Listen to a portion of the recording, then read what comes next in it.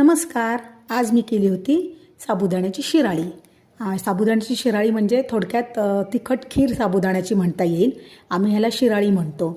तर काय होतं, नेहमी उपवास असतात, खिचडी खाऊन खूप कंटाळा येतो आणि कधीकधी उपवासाला सोमवारी उपवास असेल तर त्याला वरही चालत नाही असं म्हणतात. मग तेव्हा नेहमी खिचडी खाऊनसुद्धा नको होतं. काही काहींना साबुदाणा सोसत नाही, ॲसिडिटी होते जास्त साबुदाणा खाल्ला की.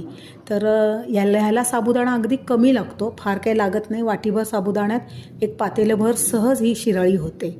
तर काही नाही, एक पातेलं घेऊन त्याच्यामध्ये मी थोडंसं साजूक तूप घातलं. मग त्याच्यामध्ये जिरे मिरची घालून ते तडतडलं की पाणी घालायचं.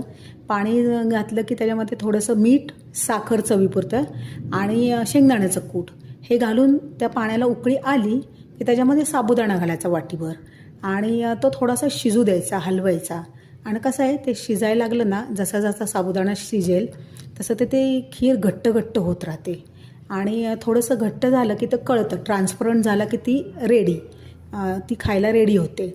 आणि काही नाही, थोडंसं उकळलं की त्याच्यामध्ये नंतर शेवटी थोडंसं दही घालायचं आहे. बघा, असा ट्रान्सपरंट होतो, त्याचा थोडासा कलर बदलतो.